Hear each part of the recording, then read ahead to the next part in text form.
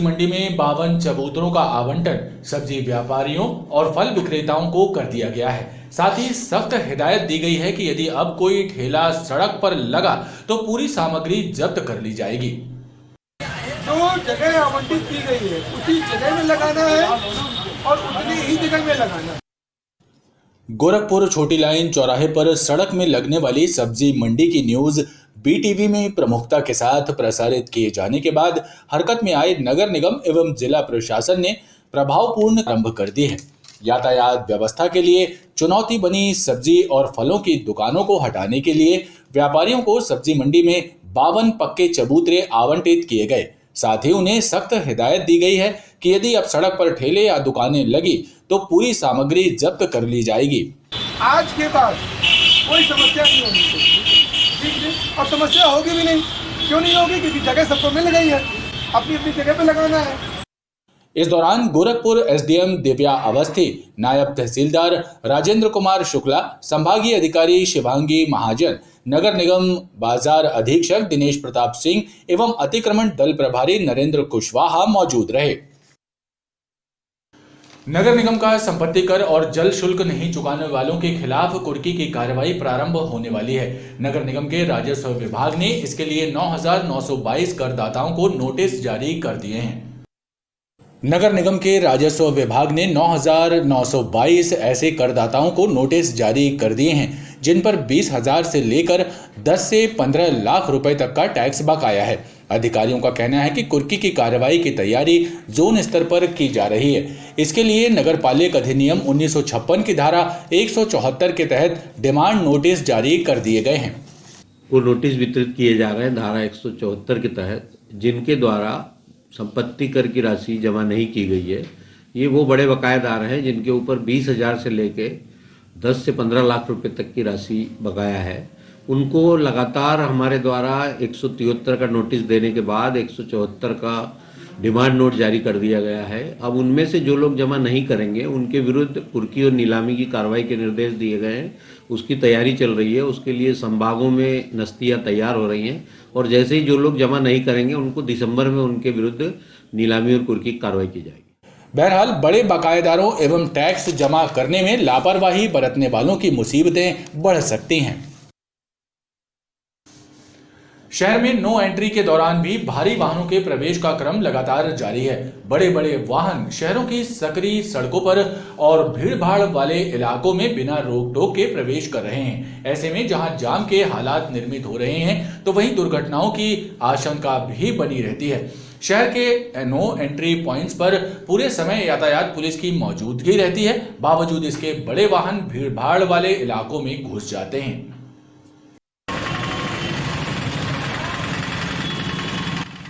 शहर में no entry के दौरान बड़े और भारी वाहनों की बेरोक टोक एंट्री हो रही है। बड़े वाहन शहर की सड़कों और भीड़ भाड़ वाले इलाकों में दिन रात धमा चौकड़ी करते देखे जा सकते हैं। गढ़ा त्रिपुरी चौक से गढ़ा बाजार को जाने वाले मार्ग पर बड़े वाहनों मेट्रो बसों की आवाजाही का सिलसिला बदस्तूर जारी है। ऐसे में यहां यातायात प्रभावित हो रहा है। सड़क तक काबिज अतिक्रमण, सकरी रोड विकास के नाम पर की जा रही खुदाई और उसके साथ भारी वाहनों की धमा चौकड़ी से यहां दिन में कई बार जाम लगता है, लेकिन जिम्मेदार अधिकारियों को जनता की तकलीफ नजर नहीं आती।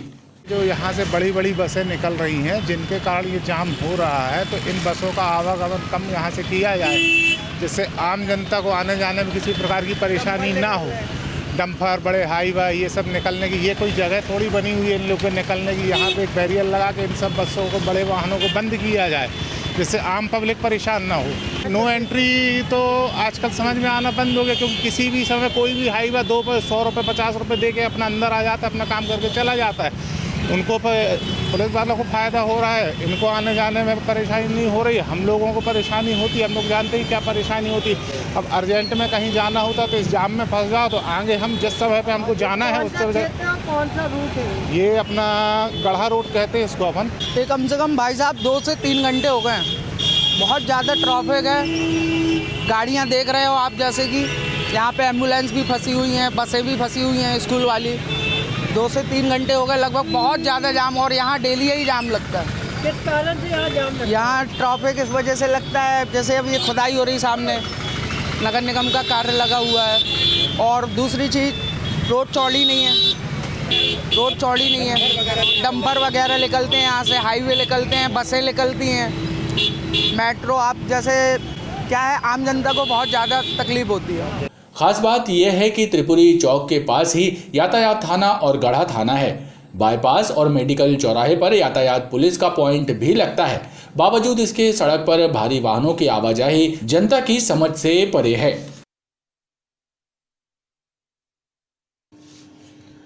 स्मार्ट सिटी द्वारा करोड़ों रुपए खर्च करके कटंगा तिराहे से बदरिया तिराहे तक बनाया गया साइकिल ट्रैक दुर्दशा का शिकार है। साइकिल ट्रैक पर अतिक्रमण जमे हैं, लोग यहां पैदल तक नहीं चल पा रहे हैं। जबलपुर स्मार्ट सिटी लिमिटेड द्वारा कटंगा तिराहे तक बनाया गया साइकिल ट्रैक बदहाल है।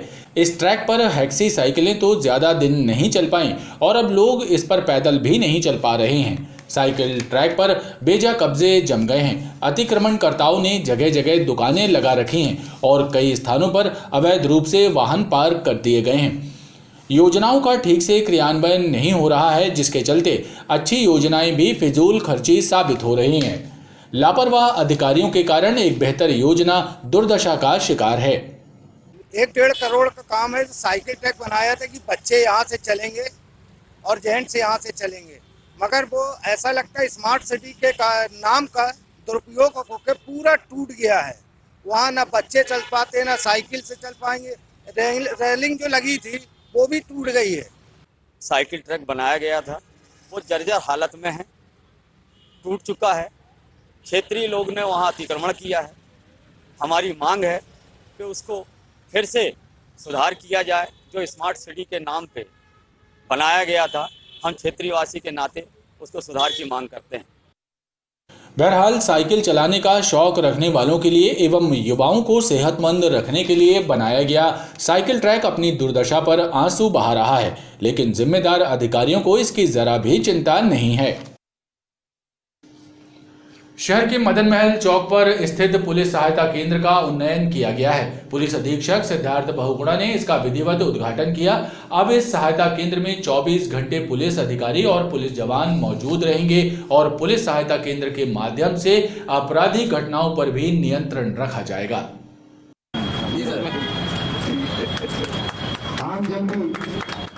शहर के सबसे व्यस्ततम चौराहों में शुमार मदन महल चौक पर स्थापित पुलिस सहायता केंद्र का उन्नयन किया गया है।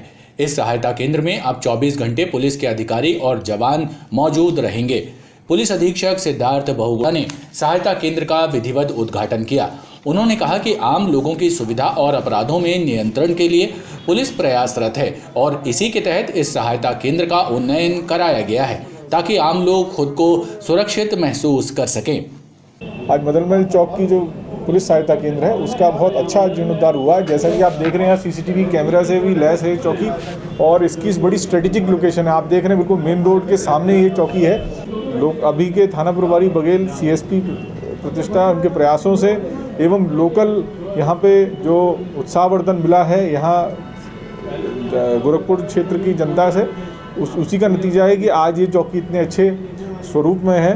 निश्चय ही इससे इस चौकी के माध्यम से हम जनता के जो परेशानियां हैं, जो शिकायतें हैं या जो भी उनका जो पुलिस से संबंधित कोई बिंदु है उसका हम और अच्छे से निकाल कर पाएंगे। मदन महल चौराहा वैसे भी शहर के व्यस्ततम क्षेत्रों में शुमार है। यहाँ से 24 घंटे लोगों की आवाजाही बनी रहती है। ऐसे में चौराहे पर स्थापित सहायता केंद्र के उन्नयन और उसमें पुलिस बल की तैनाती की मांग लंबे समय से उठाई जा रही थी। बर्खास्त बिशप पीसी सिंह के भ्रष्टाचार की जांच कर रही ईओडब्ल्यू की टीम बिशप पीसी सिंह के पुत्र पीयूष पाल सिंह के बाद अब उसकी बेटी प्रियंका सिंह पर भी शिकंजा कसने की तैयारी कर रही है। बताया जाता है कि पीसी सिंह की बेटी का नाम जरोहा ट्रस्ट में बतौर ट्रस्टी दर्ज है। जांच में ये बात सामने आई कि बिशप पीसी सिंह द्वारा स्कूलों से ली जाने वाली राशि जरोहा ट्रस्ट में भेजी जाती थी और कई बार ये राशि प्रियंका सिंह के बैंक खातों में ट्रांसफर की गई है। जेल में बंद पीसी सिंह के भ्रष्टाचारों की आंच से उसका पूरा परिवार भी घिर गया है। पुत्र पीयूष पाल सिंह के बाद अब ईओडब्ल्यू की टीम ने बर्खास्त बिशप पीसी सिंह की पुत्री और जरोहा ट्रस्ट की ट्रस्टी प्रियंका सिंह पर भी शिकंजा कसने की तैयारी कर ली है। ऐसा कहा जा रहा है कि EOW की जांच टीम को इस बात के प्रमाण मिले हैं कि बिशप PC सिंह द्वारा स्कूलों से ली जाने वाली राशि को जरोहा ट्रस्ट में जमा कराया जाता था और इसमें से कई बार राशि प्रियंका सिंह के खाते में ट्रांसफर की जाती थी। बिशप PC सिंह ने कई बार अपने और जरोहा ट्रस्ट के खाते से बेटी प्रियंका के बैंक खातों में लेन देन किया है। ऐसा माना जा रहा है कि इस मामले में जल्द ही EOW की टीम बर्खास्त बिशप PC सिंह की बेटी प्रियंका को भी नोटिस जारी कर पूछताछ के लिए बुला सकती है। हनुमानताल थाना क्षेत्र के धसिया कॉलोनी में रहने वाली 18 वर्षीय नवविवाहिता द्वारा आग लगाकर आत्महत्या किए जाने के मामले में पुलिस ने मर्ग जांच करते हुए मृतिका के पति इसरार और उसकी मौसी सास के विरुद्ध विभिन्न धाराओं का प्रकरण दर्ज कर दोनों को गिरफ्तार करते हुए न्यायालय के समक्ष पेश किया है। नवविवाहिता की मौत के मामले में दर्ज मर्ग की जांच कर रहे गोरखपुर संभाग के नगर पुलिस अधीक्षक अखिलेश गौर ने बताया कि दिनांक 19 नवंबर को विक्टोरिया अस्पताल से 18 वर्षीय नवविवाहिता श्रीमती सानिया के आग से जलने के बाद भर्ती होने और उपचार के दौरान उसकी मौत हो जाने की सूचना प्राप्त हुई थी। मृतिका की मृत्यु के पश्चात पुलिस मर्ग कायम कर जांच की और मायके पक्ष के बयान दर्ज करते हुए उसके पति इसरार और मौसी सास के विरुद्ध प्रकरण दर्ज किया था। जांच के दौरान मृतिका के परिवारजनों के माता पिता के कथन लिए गए। कथनों में ये बताया गया कि जो मृतिका है उसकी जो मौसी सास है और जो पति है उसको बार बार प्रताड़ित करते थे और दहेज की मांग करते थे। इस तथ्यों के आने के पश्चात दोनों के विरुद्ध मामला पंजीबद्ध IPC की धारा 304B 498 और 34 के तहत पंजीबद्ध कर विवेचना में लिया गया और दोनों आरोपियों की गिरफ्तारी करके आज माननीय न्यायालय पेश किया जाए। ऑटो में बैठी सवारी के बैग से 2 लाख रुपए की चोरी करने के मामले में ओमती पुलिस ने वर्धा महाराष्ट्र की रहने वाली एक महिला और ऑटो चालक को गिरफ्तार किया है। इनसे चोरी की हुई रकम में से 1,61,000 रुपए नकदी और ऑटो जब्त कर लिया है। ओमती पुलिस ने बताया कि दिनांक 27 नवंबर को नेपियर टाउन निवासी 80 वर्षीय बुजुर्ग श्याम प्रसाद ने थाने में शिकायत दर्ज कराई थी कि 19 नवंबर वो ऑटो में बैठकर अपनी बेटी अपर्णा दत्ता के साथ चौथा पुल आ रहे थे। उनके पास बैग में 2 लाख रुपए और एक बैग में जेवरात रखे थे। ऑटो में पिछली सीट पर एक महिला भी बैठी थी। चौथा पुल पर ऑटो से उतरने के बाद उन्होंने जब बैग खोलकर देखा तो बैग में रखा रुपए वाला छोटा बैग गायब था जिसमें 2 लाख रुपए रखे थे। इस रिपोर्ट के आधार पर पुलिस ने प्रकरण दर्ज किया और पतासाजी करते हुए घमापुर कांचघर के समीप रहने वाले संदेही ऑटो चालक रोहित साहू को हिरासत में लिया, जिसने पूछताछ में बताया कि उसके ऑटो में रानीताल से वर्धा महाराष्ट्र निवासी अमृता बैठी थी, जिसने बैग से रुपए चोरी कर उसे 15,000 रुपए दिए थे। जिसके बाद पुलिस ने ऑटो चालक की निशानदेही पर वर्धा महाराष्ट्र से पैसे चोरी करने वाली अमृता नामक महिला को गिरफ्तार किया और उसकी निशानदेही पर 1,50,000 रुपए बरामद करते हुए ऑटो चालक रोहित साहू और महिला अमृता को गिरफ्तार कर न्यायालय के समक्ष पेश किया है। और संदिग्ध लोगों से कुछ बातचीत की तो इसमें हमें लगा कि ऑटो चालक की भूमिका संदिग्ध है। ऑटो चलाने वाला जो व्यक्ति है रोहित साहू, हमने उससे पूछताछ की। उसने बताया कि एक महिला बाजू में बैठी थी और उस महिला का नाम पता चलते ही उस महिला को हमने वर्धा से गिरफ्तार किया है। नागपुर की रहने वाली वह महिला है और अक्सर इस टाइप के महिलाएं जो समूह बना के जेबकटी का अपराध करती हैं। और इस प्रकरण में कुल हमने 1,61,000 रुपये जब्त किए हैं। दोनों आरोपियों को, ऑटो चालक को और उस महिला को, हमने माननीय न्यायालय में प्रस्तुत किया है, जिसका जुडिशियल रिमांड लिया गया। और आइए अब एक नजर डालते हैं मौसम पर। जबलपुर में मौसम में तेजी से बदलाव हो रहा है। एक तरफ सुबह और शाम ढलने के बाद ठंड लगातार बढ़ रही है तो वहीं उत्तरी हवाओं के कारण मौसम के मिजाज भी बदल रहे हैं। मंगलवार को जिले का न्यूनतम तापमान 10.2 डिग्री सेल्सियस दर्ज किया गया, जो सामान्य से 2 डिग्री सेल्सियस कम था। जानकारों की माने तो दिसंबर के पहले सप्ताह से तापमान में और भी गिरावट आने की संभावना है। जबलपुर में अब सर्दी ने अपना असर दिखाना शुरू कर दिया है। जैसे जैसे दिसंबर का माह पास आ रहा है वैसे वैसे मौसम के मिजाज भी बदलते दिखाई दे रहे हैं। मंगलवार को शहर का न्यूनतम तापमान 10.2 डिग्री सेल्सियस दर्ज हुआ, जो कि सामान्य से 2 डिग्री सेल्सियस कम था। जानकारी के मुताबिक इस वर्ष अधिकतम तापमान में अभी तक गिरावट दर्ज नहीं की गई, लेकिन दिसंबर के पहले सप्ताह से मौसम में बदलाव हो सकता है। शहर में उत्तर पूर्वी हवाओं की एंट्री हो गई है, लिहाजा सुबह और शाम ढलने के बाद इसका असर भी दिखाई पड़ने लगा है। कलेक्ट्रेट की जन सुनवाई में अब टोकन प्रणाली शुरू कर दी गई है। इस नई व्यवस्था से अब लोगों को लंबी लाइन में खड़े रहने से निजात मिलेगी। मंगलवार को आयोजित हुई साप्ताहिक जन सुनवाई में ठक्कर ग्राम से आए एक व्यक्ति ने अपनी 3 माह की बेटी के दिल में सुराख की बीमारी का हवाला देकर कलेक्टर से आर्थिक मदद की गुहार लगाई है। कलेक्ट्रेट में आयोजित जन सुनवाई में ठक्कर ग्राम स्लाटर हाउस के पास से आए मोहम्मद समीर ने बताया कि उनकी 3 माह की बेटी के दिल में सुराख है, जिसका इलाज कराने में वो असमर्थ है, लिहाजा उन्हें आर्थिक मदद की दरकार है। ये अपने बच्चे के लिए इलाज के लिए आए थे यहाँ पे कि कुछ दिल में सुराख है, इसके दिल में सुराख है तो कुछ मदद हो जाती है अपने, इसलिए यहाँ आए थे। मिले कलेक्टर से? हाँ मिलेंगे, तो इन्हें लिख के दिए हैं कि यहाँ चले आएंगे बतूरिया, तो वहाँ पे डॉक्टर मिलेंगे तो वहाँ बात करके वो वहाँ जैसा रहेगा तो वहाँ से वहाँ पहुँचाएंगे दवाई के लिए। जी सर, हम अपन बहुत परेशान है, कवाली का काम करते हैं अपन और कमाई धमाई इतनी है नहीं अपने पास। राशन कार्ड के लिए बोले थे तो बोलते रहने दो, इसी में तो हो जाएगा। वहीं जन सुनवाई में शहरी और ग्रामीण क्षेत्रों से आए अन्य आवेदकों ने भी राशन नहीं मिलने, अवैध कब्जा हटाने सहित अन्य शिकायतें की। राशन मिलता रहा, बिल्कुल मिलना बंद हो गया। कच्चे मकान में रहते हैं, सड़क में झोपड़ी में दुकान लगाते हैं, दुकान के पास दुकान है वहाँ से लेने लगे, लेकिन 2-3 महीने से बंद हो गया। क्यों बंद हो गया? अब अचानक बंद हो गया, जानकारी नहीं सर। कैसे मिल रहा था? समग्र ID से। अब क्या बोलते हैं लोग राशन वाले? तुम्हारा अंगूठा नहीं आ रहा, कलेक्टर जाओ। और आप यहाँ आए थे लोक सेवा में, कहने लगे फिर से राशन कार्ड बनवाओ। मदन महल पहाड़ी से विस्थापित करके हम लोग को सिद्धनगर से वहाँ तिलहरी भेजा गया। अब 4-5 साल हो गए, वहाँ पे हम लोग को प्रति कोई व्यवस्था नहीं दी जा रही है और हम लोग अकेले वहाँ सांप बिच्छू गुहेर सब निकलते हैं। जो सरकार के द्वारा प्लाट दिए गए हैं और प्लाट दिए गए हैं, परंतु पट्टा ना पट्टा दिया जा रहा है, ना राशि वितरित की जा रही है। हम लोग झुग्गी झोपड़ी बना कर रह रहे हैं, बहुत परेशान। वहाँ जहरीले सांप बिच्छू निकलते, इससे बच्चों को परेशानी होती, पढ़ाई लिखाई डिस्टर्ब हो रही है।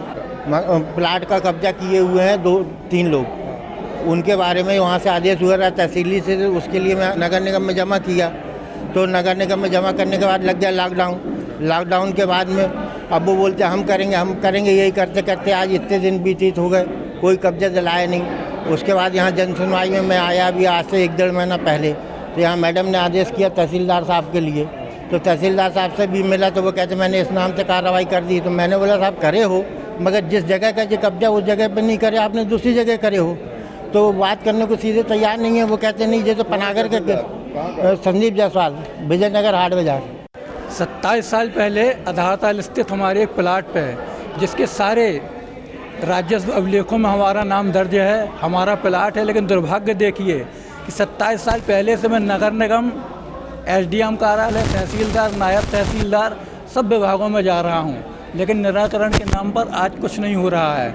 अभी मेरी बात हुई तो बताया कि वो लोग कोर्ट का आदेश है कि वो कार्रवाई जो है ग्रामीण क्षेत्रों में होती, शहरी क्षेत्रों में नहीं होती। मैं पूछना चाहता हूँ, क्या 70 साल आज़ादी को 75 साल हो गए कि कोई एक कानून नहीं बना जिसमें ऐसी छोटी छोटी समस्याओं का समाधान किया जाए? अधिकारी अपनी जिम्मेदारी कोर्ट पर डाल देते, कोर्ट पर बोझ बन जाता है, आदमी की ज़िंदगी गुजर जाती है और उसको न्याय नहीं मिल पाता है। कलेक्ट्रेट की जन सुनवाई में इस बार से टोकन प्रणाली लागू कर दी गई है, जिससे आवेदकों को लंबी लाइन में खड़े रहने से निजात मिल सकेगी। वहीं अब अधिकारियों के सामने कुर्सी पर बैठकर आवेदक अपनी समस्याएं बता सकेंगे। महाराणा प्रताप वार्ड के धनवंतरी नगर क्षेत्र में एक महिला द्वारा पाले गए 30-40 स्ट्रीट डॉग क्षेत्रवासियों के लिए मुसीबत का सबब बने हुए हैं। कई दुर्घटनाएं हो चुकी हैं, लेकिन जिम्मेदार विभाग कोई कार्रवाई नहीं कर रहा है। परेशान लोगों ने नगर निगम की जन सुनवाई में राहत के लिए गुहार लगाई है। नगर निगम में आयोजित साप्ताहिक जन सुनवाई में इस सप्ताह कुल 9 शिकायतें सामने आई, जिनमें अधिकांश शिकायतें अतिक्रमण शाखा और सफाई व्यवस्था से संबंधित रहीं। धनवंतरी नगर से आए हुए बुजुर्गों ने अधिकारियों को शिकायत की है कि आवारा कुत्तों के कारण जीना मुश्किल हो रहा है, लेकिन जिम्मेदार अधिकारी शिकायत सुनने तक तैयार नहीं है। सुश्री अनिता शर्मा निवासी MIG 171 में निवास करती हैं। करीब 40 के आसपास आवारा कुत्तों को रखे हुए हैं, जो भयंकर न्यूसेंस पैदा किए हुए हैं और 5-7 साल से जीना हराम किए हुए हैं। मैं आज जन सुनवाई में आया हूं और नगर निगम से चाहता हूं कि वो इसमें कार्रवाई करके उनको हटाएं रेजिडेंशियल एरिया से। MIG 170 और होमगार्ड के कमांडेंट रिटायर्ड प्रवीण पंड्या और गणमान्य नागरिक उपस्थित थे। उनकी उपस्थिति में मेरी शिकायत उनने सही पाया और जब उनने नोटिस जारी किया अनिता शर्मा को, तो दिल्ली के ऑर्गेनाइजेशन ने CSI को कहा कि आप उसको परेशान न करें, सुश्री अनिता शर्मा को, और हमारा अनुमोदन लेकर ही उसके खिलाफ कोई कार्रवाई करें। वहीं भंवरताल पार्क के पास से आए एक परिवार ने अपना दुखड़ा सुनाते हुए बताया कि उनकी लीज होल्ड भूमि पर दूसरा व्यक्ति कब्जा जमाए बैठा है और अधिकारी कार्रवाई नहीं कर रहे हैं। भंवरताल गार्डन से आया हूँ और मेरा एक ज़मीन का लीज का प्रकरण है जो नगर निगम ने मेरे नाम पे लीज किया है और कब्जा दूसरे को दे के रखा है। मैं इसके लिए बार बार इनके चक्कर लगा रहा हूँ कि भैया अगर लीज मेरी है, टैक्स मेरा है, तो मुझे कब्जा मिलना चाहिए। इतना ही है। क्या चाहते हैं यहाँ पर? मैं चाहता हूँ निराकरण हो। अगर आपने मुझे लीज दिया है, मुझसे टैक्स ले रहे हैं, तो कब्जा भी मुझे दीजिए। अभी दूसरे के पास है? दूसरे के पास है। सभी शिकायतों पर सुनवाई करते हुए अधिकारियों ने उचित कार्रवाई का भरोसा आवेदकों को दिलाया है। शहपुरा भिटौनी के अंतर्गत आने वाली ग्राम पंचायत बगरई के ग्रामीणों ने सहायक सचिव पर गबन करने के गंभीर आरोप लगाए हैं। ग्रामीणों ने इस संबंध में पुलिस अधीक्षक कार्यालय की जन सुनवाई में शिकायत दर्ज कराई और पुलिस से मामले की जांच करने की मांग की। ग्रामीणों ने आरोप लगाया कि सहायक सचिव ने वित्तीय अधिकार मिलने के बाद शासकीय योजनाओं, विकास कार्यों में जमकर भ्रष्टाचार किया और लाखों रुपयों की हेराफेरी कर रुपयों का गबन किया। जनपद पंचायत शहपुरा भिटौनी के अंतर्गत आने वाली ग्राम पंचायत बगरई के ग्रामीणों ने सहायक सचिव दिनेश झारिया के विरुद्ध भ्रष्टाचार और गबन करने का आरोप लगाते हुए एसपी कार्यालय की जन सुनवाई में शिकायत पत्र सौंपा। ग्रामीणों ने आरोप लगाया कि वित्तीय अधिकार मिलने के बाद सहायक सचिव ने विकास कार्यों और शासकीय योजनाओं करते हुए लाखों रुपए का गबन किया। इस मामले में ग्रामीणों ने पुलिस अधिकारियों से जांच करने और धोखाधड़ी का मामला दर्ज करने की मांग की। GRS सहायक सचिव दिनेश झारिया ने को वित्तीय पावर मिल गया था 2016-17 से और 2021-22 तक वित्तीय पावर में था। उसने वित्तीय पावर का मौका का फायदा उठाते हुए मान लो मनमाने ढंग से फर्जी बिल बाउचर और मास्टर रोल बनाकर लंबी राशि गबन की है। 50 लाख रुपए की राशि का गबन किया है उसने। उसका पूरा संपूर्ण रिकॉर्ड पंचायत जब से वो वित्तीय पावर में था, पूरा रिकॉर्ड देखा जाए तो उसमें स्पष्ट हो जाएगा कि इसने कितनी राशि गबन की है। 5-6 तालाब नए बने हैं कोरोना काल में, जो शासन ने मानव दिवस के लिए काम दिया था, रोजगार मनुष्यों के आदमियों के लिए। उसने पूरा JCB मशीन से काम कराया और 15 लाख का काम 50,000 में कराकर बाकी पूरे फर्जी मास्टर रोल बनाकर राशि गबन की है। हमने RTI के अंतर्गत रिकॉर्ड मांगा था उससे, तो रिकॉर्ड में उसने कैश बुक की भर काफ़ी दी है, कुछ अंश उसके भी नहीं दिए और ग्राम सभा का कुछ अंश दिया है। बाकी 11 प्रकार के रिकॉर्ड उसने नहीं दिए। आप क्या चाह रहे हैं? हम ये चाह रहे हैं कि इसके खिलाफ कार्रवाई जांच हो, FIR दर्ज हो, धोखाधड़ी का मामला 420 का मामला कायम कर जांच की जाए, जिससे इसके हौसला बुलंद न हो सके और भ्रष्टाचार का खुलासा हो। इसके अलावा भी जन सुनवाई में आवेदकों ने शिकायत दर्ज कराई। आनंद नगर बस स्टॉप के पास रहने वाले मोहम्मद सद्दाम शेख नामक युवक ने कुछ युवकों पर उसका अपहरण कर लेने और फिरौती के नाम पर 5 लाख रुपए हथिया लेने की शिकायत दर्ज कराई। पीड़ित ने आरोप लगाया कि इस घटना के बाद से वो लगातार आधारताल और हनुमानताल थाने के चक्कर काट रहा है, लेकिन अब तक कोई कार्रवाई नहीं हुई, जबकि उसके पास घटना से संबंधित CCTV वीडियो भी मौजूद है। मारूफ नाम का एक लड़का है, वो अपने 3 दोस्तों के साथ मुझे कार में उठा के ले गया था आनंद नगर बस स्टॉप के सामने वाली गली से, और वहाँ से उन लोगों ने तीनों दोस्त मिलके मुझे बहुत मारा और चाकू वाकू के नोक पे बहुत धमकाया। उसके बाद से मुझे बोला कि पैसे की डिमांड करने लगे कि इतना पैसा चाहिए मुझे, 10 लाख रुपए की डिमांड करने लगे उन लोग ने। इधर मैं इसलिए आया हूँ सर कि मैं 12 तारीख की ये घटना है मेरे साथ जो हुआ है। मैं 12 तारीख की रात को आधारताल थाना गया तो वहाँ पुलिस वाले ने बोले कि ये केस यहाँ का नहीं है, हनुमान ताल जाओ। मैं फिर हनुमान ताल उसके दूसरे दिन गया तो उनने बोले ये आधार ताल का। दोनों जगह की पुलिस कोई कार्रवाई नहीं कर रही सर। फिर मैं एसपी ऑफिस आया तो यहाँ से मतलब कि 2-3 दिन आया लगातार। उसके बाद से एसपी सर ने बोले थे ये कार्रवाई जांच में चल रही है, तुमको फिर बुलाया जाएगा। तो 16 तारीख की रिसीविंग हमें मिली है इस कंप्लेन की, लेकिन कोई कार्रवाई, कोई एफआईआर नहीं हो रहा है। और उन लोग हमारे घर आके, जिसने लूट करे उन लोग मेरे घर आके मेरी अम्मी को धमकी दे रहे हैं। जन सुनवाई में आए आवेदकों की शिकायतों को डीएसपी हेडक्वार्टर तुषार सिंह ने सुना और उन्हें आश्वासन दिया कि शिकायतों की जांच कर उचित कार्रवाई की जाएगी। शहपुरा तहसील से कुछ आवेदक गण आए थे जिनका ये कहना है कि शासकीय योजना में जिसमें जीआरएस के तहत तालाबों का निर्माण और गहरीकरण होता है, उसमें उनका ये कहना है कि वहाँ वास्तविकता में उतना काम नहीं हुआ है जितना कि कागज़ों में दर्शाया गया है। जिस संबंध में उनकी शिकायत थी कि इसकी जांच की जाए, जिस संबंध में उनको जिला दंडाधिकारी महोदय के पास जाने का भी सुझाव दिया गया है एवं यहाँ पे एसडीओपी पाटन मैडम को भी संबंधित की जांच के लिए बोला गया। आज कुल 29 मामले अभी तक सामने आए हैं, जिसमें अधिकांश मामले घरेलू पारिवारिक संबंध में हैं।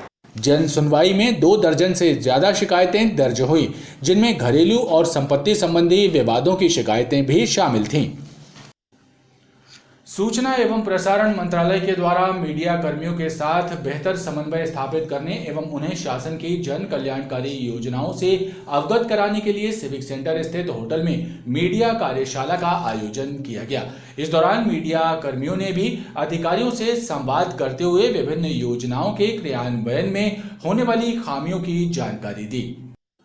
सूचना एवं प्रसारण मंत्रालय द्वारा सिविक सेंटर में आयोजित मीडिया कार्यशाला के दौरान भोपाल से आए अधिकारियों ने मीडिया कर्मियों से सीधा संवाद किया और साथ ही उन्हें शासन के द्वारा चलाई जा रही जन कल्याणकारी योजनाओं के बारे में जानकारी दी। लोगों ने और आपके माध्यम से पब्लिक तक ये मैसेज जाए कि उनके फायदे की जो योजनाएं हैं वो अच्छी तरह से लोगों तक पहुंचे और लोग भी अपनी चीज़ें बताएं, अपनी पसंद बताएं कि ये योजना हमारे विभाग में इस तरीके से इम्प्लीमेंट होनी चाहिए। तो इससे पब्लिक पार्टिसिपेशन भी बढ़ेगा और इन योजनाओं के बारे में जो अवेयरनेस है, जो जानकारी है, जो अलर्टनेस है, वो भी। विभागीय अधिकारियों का कहना है कि मीडिया कर्मियों से आपसी तालमेल बिठाने के मकसद से इस कार्यशाला का आयोजन किया गया है, ताकि वो जन कल्याणकारी योजनाओं की जानकारी ठीक से जनता तक पहुंचा सकें। पीआईबी भोपाल द्वारा इस कार्यशाला का आयोजन किया गया है। इस मीडिया कार्यशाला में हम भारत सरकार की योजनाओं, जन कल्याणकारी योजनाओं, उनके पहलों इत्यादि के बारे में जर्नलिस्टों को बताते हैं, उनका सेंसिटाइजेशन करते हैं ताकि वो इन योजनाओं को आम जनता तक अपने माध्यम से पहुंचा सकें और वहाँ जनता में इसका क्या प्रभाव है, कैसे कार्य हो रहा है, उसका फीडबैक भी हमें उनके माध्यम से मिल सके। साथ ही साथ हम लोग इसमें 2 एक्सपर्ट लेके आए हैं जो विशेषज्ञ हैं। एक तो कृषि में ड्रोन जैसी जो टेक्नोलॉजी है, माइक्रो इरिगेशन है और रिमोट सेंसर जैसी टेक्नोलॉजी का कैसे उपयोग हो, कैसे किसान भाई उसका फ़ायदा ज़्यादा से ज़्यादा उठा सकें, वो जर्नलिस्ट लोग यहाँ से सेंसिटाइज होकर जाए, उस पर लिखें और लोगों को बता सकें। हमारे बीच और बेहतर एक ताल्लुकात बन सके, इसलिए हम यहाँ आए हैं। यही हमारा उद्देश्य है। भारत में जो सड़कों का निर्माण हो रहा है उस पर लेकर और कृषि में क्या उन्नति हो रही है और कितना सूक्ष्म विज्ञान उन्नति कर रहा है, उसको संचार के माध्यम से, मीडिया के माध्यम से आम जनता तक पहुंचाना और तत्पश्चात उसका फीडबैक भारत सरकार तक पहुंचाना, ताकि इन योजनाओं में कितनी सुधार की गुंजाइश है और किन बदलाव की गुंजाइश है। इन्हीं उद्देश्यों के साथ आज पत्र सूचना कार्यालय भोपाल हमारे एडीजी महोदय श्री प्रशांत पाठराव जी के नेतृत्व में इस वार्ता का आयोजन किया गया है। कार्यशाला के दौरान पत्रकारों के साथ संवाद भी किया गया। महिला स्वास्थ्य कार्यकर्ताओं की 2 दिवसीय ट्रेनिंग का आयोजन जिला चिकित्सालय में किया जा रहा है, जिसमें उन्हें वैक्सीनों के रखरखाव एवं ट्रांसपोर्टेशन संबंधी जानकारियां दी जा रही हैं ताकि सुरक्षित तरीके से वैक्सीनेशन कराया जा सके। जिला चिकित्सालय के टीकाकरण कार्यालय में इन दिनों महिला स्वास्थ्य कार्यकर्ताओं को ट्रेनिंग दी जा रही है कि किस तरह कोल्ड चेन को मेंटेन किया जाता है, साथ ही वैक्सीन के स्टॉक को कैसे सुरक्षित रखा जाता है एवं वैक्सीनेशन के समय क्या क्या सावधानियां रखी जानी चाहिए। इनको रूटीन इम्यूनाइजेशन की एक ट्रेनिंग प्रोग्राम रखा गया है किस गुणवत्ता के साथ वैक्सीन रखी जाती है, कैसे ट्रांसपोर्ट होती है, फिर बेनिफिशियरी तक कैसे पहुंचती है, ये सब की ट्रेनिंग दी जा रही है। और कैसे लगाना है इनको, कैसे प्लान करना है, ये सब की ट्रेनिंग चल रही है। बीके कासिल हमारा 2 दिन का प्रोग्राम है जिसमें 40 का बैच है सिस्टरों का, उनको पूरी ट्रेनिंग दी जा रही है। ट्रेनिंग के दौरान गर्भवती महिलाओं और नवजात शिशुओं को लगाई जाने वाली वैक्सीनों की विस्तृत जानकारियां भी दी जा रही हैं। साथ ही महिला स्वास्थ्य कार्यकर्ताओं की समस्याओं का समाधान भी किया जा रहा है। विद्युत विभाग में सहायक अभियंता के कार्यालय में पदस्थ पूर्वी संभाग कार्यालय जबलपुर के जूनियर इंजीनियर को लोकायुक्त की टीम ने 13,000 रुपए रिश्वत लेते रंगे हाथों गिरफ्तार किया। जूनियर इंजीनियर लक्ष्मी नारायण पाटिल ने एक किसान से कृषि कार्य हेतु 5 HP के स्थायी विद्युत कनेक्शन प्रदान करने के एवज में रिश्वत की मांग की थी। लोकायुक्त जबलपुर की टीम ने बिजली विभाग में पदस्थ एक जूनियर इंजीनियर लक्ष्मी नारायण पाटिल को 13,000 रुपए रिश्वत लेते रंगे हाथों पकड़ा। ये कार्रवाई सहायक अभियंता पूर्वा उपसंभाग मेडिकल कार्यालय में हुई। जूनियर इंजीनियर लक्ष्मी नारायण पाटिल के विरुद्ध तिलवारा घाट शंकर रोड निवासी मूलचंद कुशवाहा ने लोकायुक्त SP संजय साहू से शिकायत की थी। आवेदक ने बताया था कि उसने कृषि कार्य हेतु 5 HP का स्थायी कनेक्शन प्रदान करने का आवेदन बिजली कार्यालय में दिया था, जिसकी स्वीकृति और कनेक्शन प्रदान करने कनिष्ठ अभियंता फीडर प्रभारी गढ़ा लक्ष्मी नारायण पाटिल ने उससे रिश्वत की मांग की है। इस शिकायत के सत्यापन के बाद लोकायुक्त टीम का गठन किया गया और लोकायुक्त की टीम ने रिश्वत ले रहे जूनियर इंजीनियर लक्ष्मी नारायण पाटिल को रंगे हाथों पकड़ लिया। मेरी कंप्लेंट ये रही, मेरे से 25,000 रुपये पहले घूस मांगी गई। 25,000 से 17,000 आई, 17,000 से 14,000 आई। किस बात की? ये कनेक्शन के बारे में रहा है, कृषि कनेक्शन 6 महीने बिलिंग वाला फ्रेट रेट। किसने मांगे थे आपसे पैसे? पाटिल साहब ने। पूरा नाम क्या है, किस पद पर? नहीं, पूरा नाम तो नहीं जानता मैं, पाटिल जानता हूँ। लक्ष्मी नारायण पाटिल बोलते हैं, इनने मांगा। किस पद पर है? जी नहीं जानता मैं।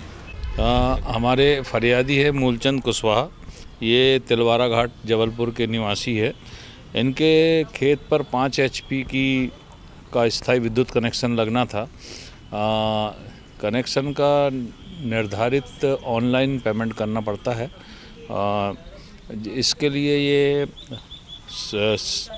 जेई हैं अभियंता कार्यालय, सहायक अभियंता कार्यालय पूर्वा क्षेत्र में श्री लक्ष्मी नारायण पाटिल, इनसे मिले तो इनके द्वारा पूर्व में 25,000 रुपये की मांग की गई थी। बातचीत में 14,000 रुपये में सौदा तय हुआ था और 14,000 रुपये देते हुए आज हमने उनको पकड़ा है। कार्रवाई जारी है।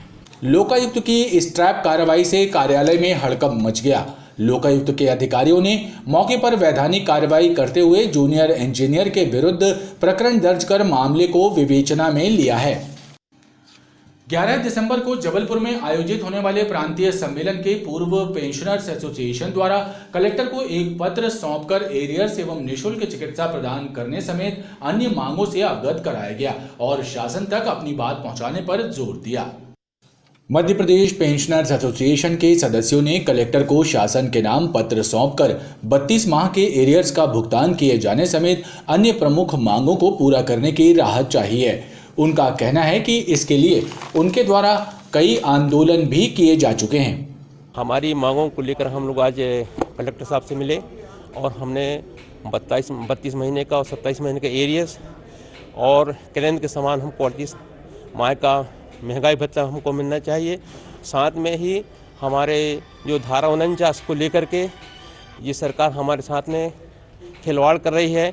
हम लोगों को आर्थिक शोषण हर महीने हो रहा है, तो ये धारा जो 49 है इसको हमेशा के लिए विलुप्त होना चाहिए। हमारा जो भी 11 दिसंबर को प्रांतीय सम्मेलन होने वाला है वो हमारी रणनीति तय हो जाएगी और फिर इसका आगे जो भी कदम होगा हम आपके सामने बतलाएंगे।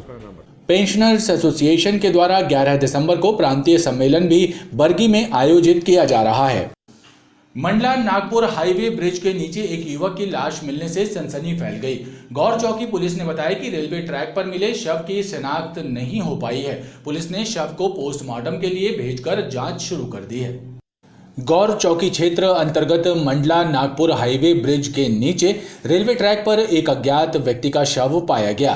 सूचना मिलने के बाद मौके पर पहुंची पुलिस ने शव को पोस्टमार्टम के लिए भेजकर मृतक की शिनाख्ती के प्रयास शुरू कर दिए हैं। पुलिस के अनुसार आसपास के थानों में मृतक की फोटो भेजकर उसकी पहचान सुनिश्चित की जा रही है। वहीं ये हत्या, आत्महत्या या फिर हादसा है, इसका भी पता लगाया जा रहा है।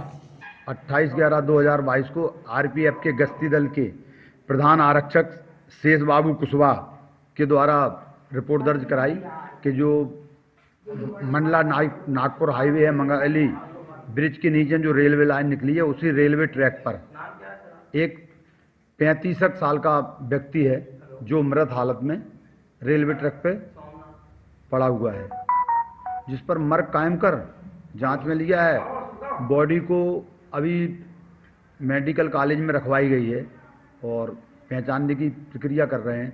समस्त शहर एवं देहात के थानों में भी थाना प्रभारियों को एवं थाने के जो मोबाइल है उससे फोटो वगैरह भेजकर भिजवाई गई है कि यदि उनके गुमनसान में यदि मिलान होता है तो बताएं।